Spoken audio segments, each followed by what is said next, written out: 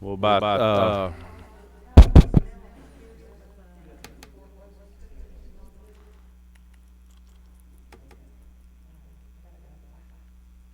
oh, you're fine. All right. So, by the clock is 2 o'clock. We're going to go ahead and get started for this committee. We got two bills on here. I think y'all already talked about it. I know one of them got an amendment on it. So, which one you want to do first? Okay. So, at this time, then we'll go ahead and present House Bill 68 by Mr. Heath Clark. Go right ahead. Working from LC 364491. This is a bill that moves from 6 months to 2 years the time that a military member who is transitioning out of the military to the private sector can take any of the certificates that they're training that they've done in the military and apply it towards the private sector licensing for electrical contractors, plumbers, HVAC, low voltage contractors, or utility contractors. The board, it does give the permission to the board if they want to extend it beyond 2 years, but it's just a 2-year minimum, but they can extend it to longer than 2 years to accept those certificates or training that they got in the military to apply to that license. And that's the bill. All right. Is there any questions off the bill? I do have one question. So like on HVAC and all this, if you did that in the military, do you get a license? You might not be able to get a full license, but you could take some of that certificate. Sometimes you might get a full license, but in some cases, it might just be you have enough to apply towards some of the classes that you would have to take, and only have to take a couple other classes to get your private sector license. Okay. And there's a center down in Warner Robins called Vector that specifically works with transitioning military members to do this kind of thing, to apply what they've done in the military either towards college credits, professional licensing credits, and that kind of thing. Okay. All right. Any other questions? Not hearing any at this time. I'll entertain a motion if you want to give one. All right, we got a motion. Looking for a second. Lee. Vice Chairman Hawks got a second. So all in favor say aye. Any opposed? All right, hearing none, bill passes on full committee.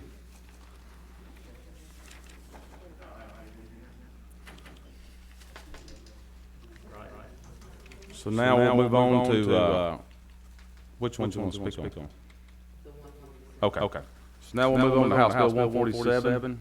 Again, Mr. Clark, you got the floor. Okay, this is LC 364490.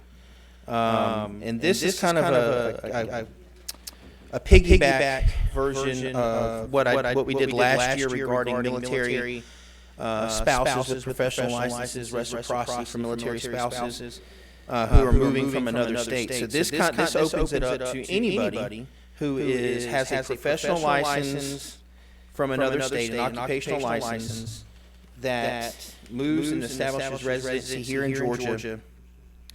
And if they have that license in good standing from the issuing state, and they have substantially similar requirements both in scope and quality, that when they move here, that the board shall issue a license by endorsement. And that's the only exception would be is if there's a specific state portion exam that deals with our laws, rules, and regulations. That person must take that part of the exam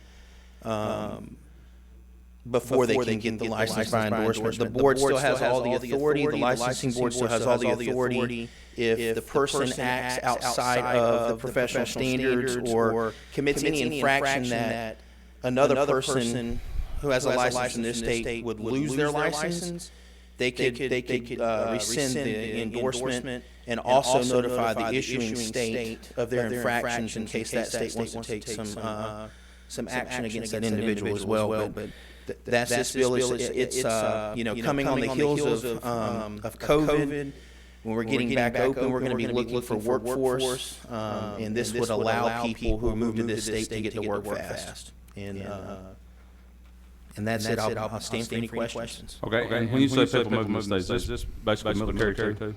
It would include veterans who move back, because the bill we did last year deals with the military spouses or transitioning military. But if you have a veteran who, say, while they were in service, they went and got a realtor here. If they got a realtor's license in another state and they move back to Georgia upon retirement, this would allow them to do that, yes, sir. So they'd have to be a Georgia resident at some point before? Yes. And be moving back? Or if it's just a person, they're a resident of Missouri, and they move and establish residency in Georgia, they have to have residency established in Georgia before they can start trying to get the license or by endorsement. Okay, and we did find one thing on line 41, where it says pass any examination that may only be required. Does that need to say shall? Line 41 may only be required to demonstrate knowledge. I would stand for legislative counsel on that. I just know there's some licenses where you have multiple tests. There's the professional standards test, and then there's a separate test that's specifically only for the laws, regulations, and rules of this state. If there's a separate test, they have to take that test to get their license. Okay. Chairman Martin's got a question. I was just following up on the chairman's question about the mayor shall. I know there's a lot of that wordsmithing. This language looks to map the language on line 30 exactly, or almost exactly.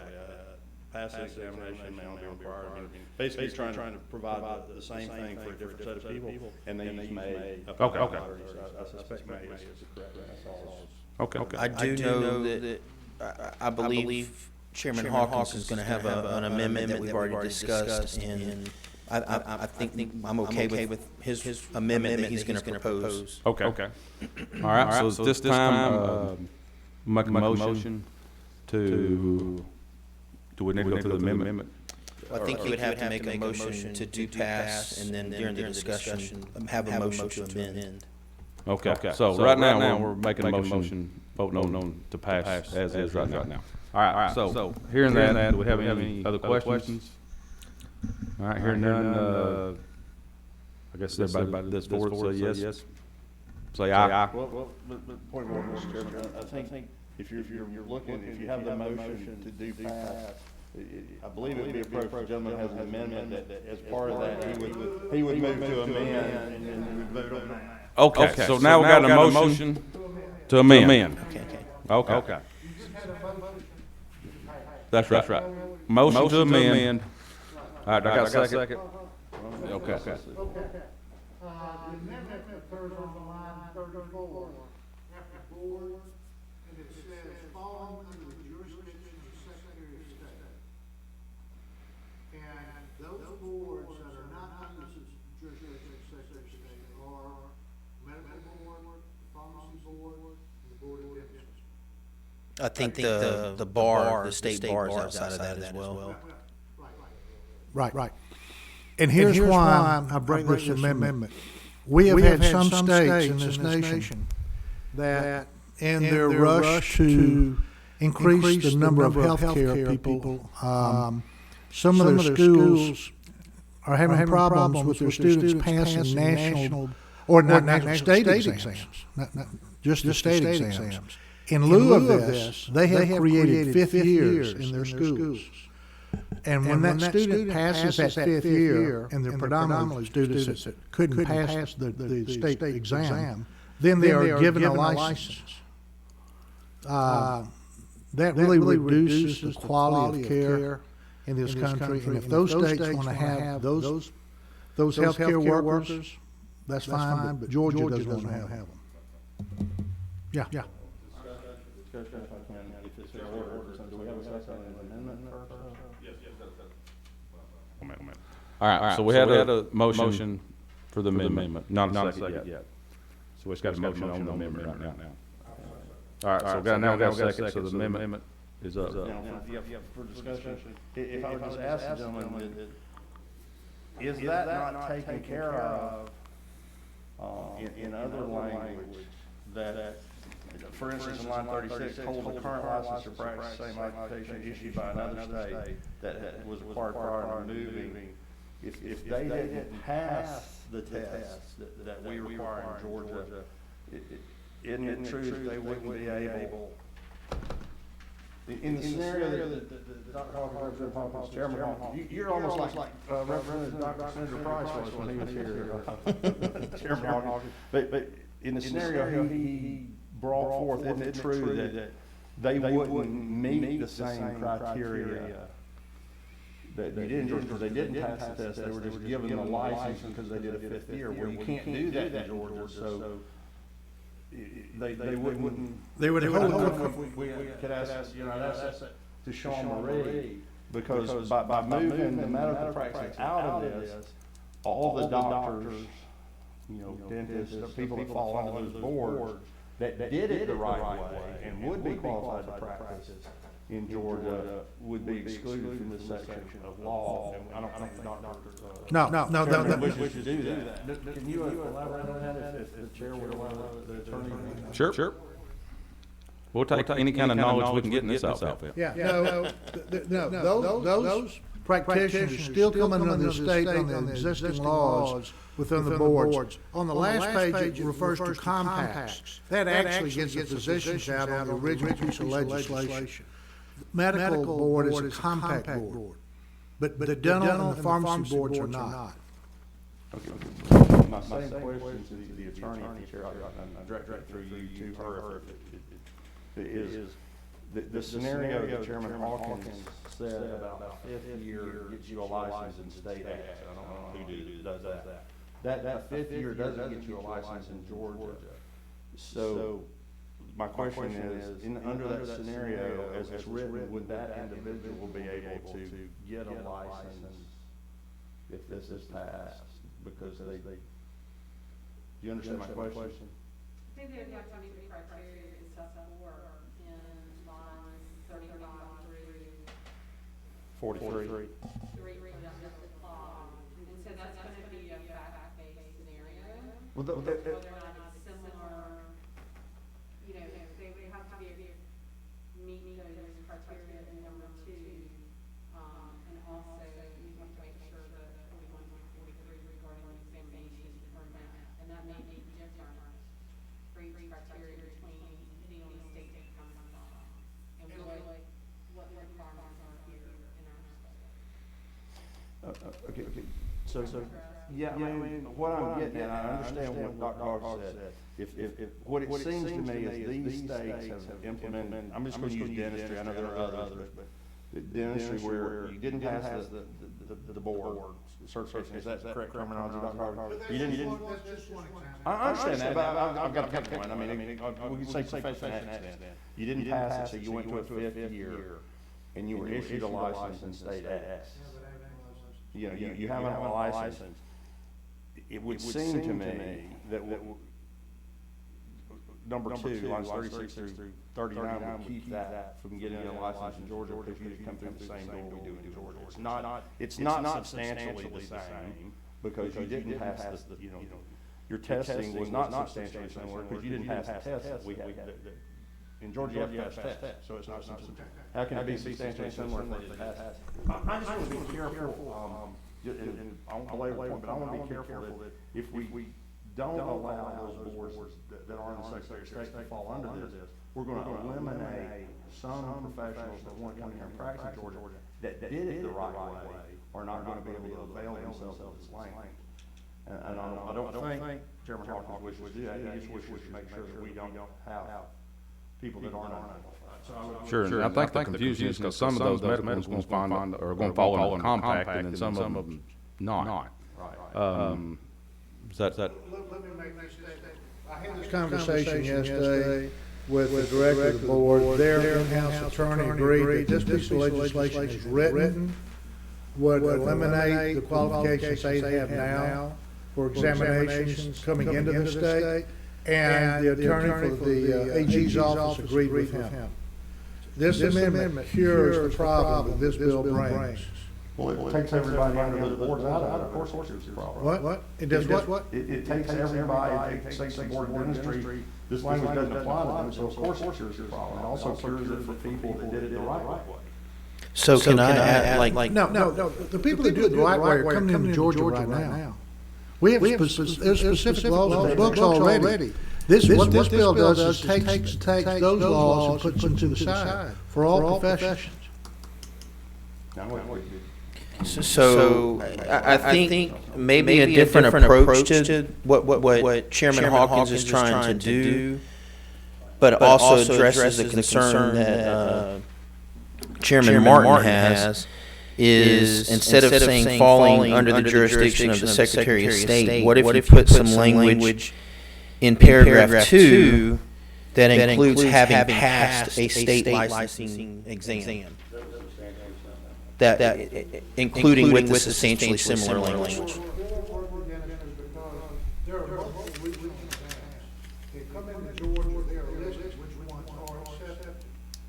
So when you put all licensing exams on there, it still doesn't work. Well, then could you say passing a licensing exam that has been accepted by the board? Okay. Your amendment removes the board, so of course it doesn't help anybody. I'm sorry, I can pull the man's down. Yeah, well, I'm trying to find a happy medium. Don't want to offend anybody. No, I understand, of course it's fixed because it basically wouldn't apply to dentistry or some of the other things you mentioned. I know it's non, so of course it fixes because then you wouldn't have someone that had the same standards as Georgia requires. They wouldn't be able to avail themselves of this new code. I guess I'm trying to fix it with a scalpel instead of an axe. Can we keep out the people, the practitioners that would not be passing tests substantially similar in 930A, but still let people, I mean, if somebody's moving from state X and practicing dentistry for 35 years and, maybe at one time got a test here, I'm just trying to find a place. Okay. Two gentlemen, do we have a present problem with dentists coming into the state? Well, I understand we have a lack of dentists in the state, I can't speak specifically, but I believe I've heard that before, that we need more people in dentistry school. Is that not true? Okay, so y'all, hang on just a second. Let's y'all hold up the conversation just a second. Now, we got somebody that wants to speak on this. Tony West.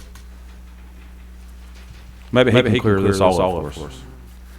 I'm afraid I'm going to disappoint. Is it okay if I take the mask off when I'm speaking? You're good. Thank you. My name is Tony West. I'm the Deputy State Director for Americans for Prosperity here in Georgia. On behalf of our activists across the state, I'm here to urge you to support this bill. Bill that would, as we discussed, create a form of license by endorsement for our out-of-state licenses. We're urging our leaders here in the legislature to continue to prioritize the removal and reduction of burdensome occupational licensures within the state, hopefully expanding access to consumers as well as increasing economic opportunity. Other states across the country like Arizona, Utah, Iowa, and Missouri have enacted broader universal recognition licensing bills in the past few years, similar to 147, but actually go even further in reducing some of these barriers to bringing professionals to their states. Today, licensing burdens reduce employment opportunities for many Georgians and future Georgians, while cutting off rungs on the economic mobility ladder for people trying to improve their lives. Research shows that in more onerously licensed states, entrepreneurship rates are lower among low-income residents, recidivism rates are higher for ex-offenders, and other unintended consequences such as increased crime rates occur due to decreased employment opportunities. So to summarize, for people wishing to move here to contribute to our economy, we think they deserve their personal choice as consumers and the ability to support their families without undue government burdens. We ask you, as leaders of the state, to consider additional improvements to bring Georgia towards universal recognition, and we support the significant improvements of this bill. Thank you. And so what you're saying, you're for it, right? Absolutely. Okay. All right. So now, back to the question on the amendment. We're still waiting for a legal opinion. Where do we? There were so many, I can't actually pinpoint, in here. So the question I think is here is, does this amendment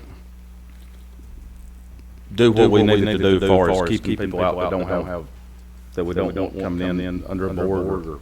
Well, that's just a policy question, I'm not trying to punt that. I will say that subsection B is existing law, and subsection B does include professional licensing boards, which is a defined term. And it already says under the definition of professional licensing board, that under that definition, it includes boards that are under the jurisdiction of the director of the professional licensing board division within the office of Secretary of State. And then it also says, for instance, if you look at lines 33 and 34, that also includes other boards. And other boards is defined on line 15 of the bill, and that has the same meaning as 43.134. And that definition essentially says that an other board is a board created pursuant to Title 43 that is not a professional licensing board. So the bill does seek to pretty much get any board that's either under the Secretary of State in terms of professional licensing board, as well as other boards that are under Title 43.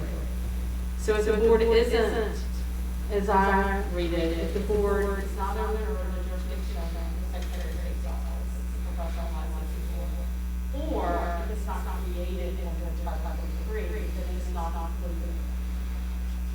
But what this bill does is take existing laws that apply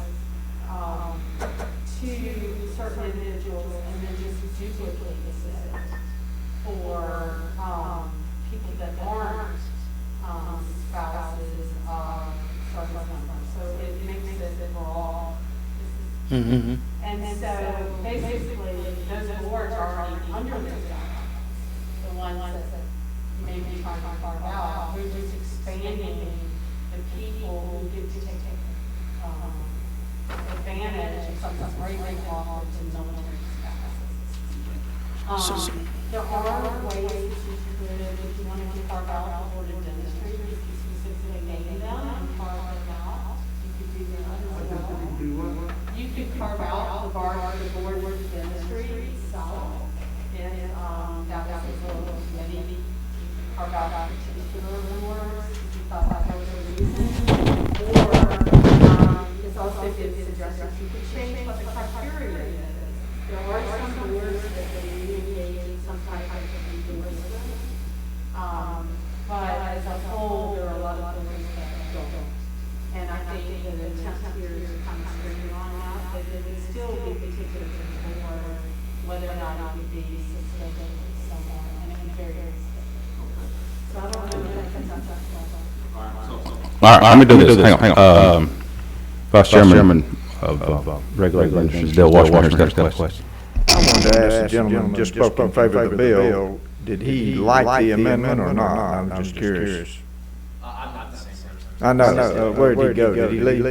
I'm sorry, I knew you weren't the same person, I thought he was around behind the corner. So, Never mind, Mr. Chairman, I was just curious, he never mentioned the amendment. I'm struggling a little bit with this debate like this. okay, so why don't we do this? I think the chair's gonna rule, why don't we table this right here for right now? Let's y'all work it out with legislative council. We don't want to send something out half-cocked and confusing. I think we just need to slow down here and let's fix this the way we want it and then bring it back. Does everybody agree with that? Okay.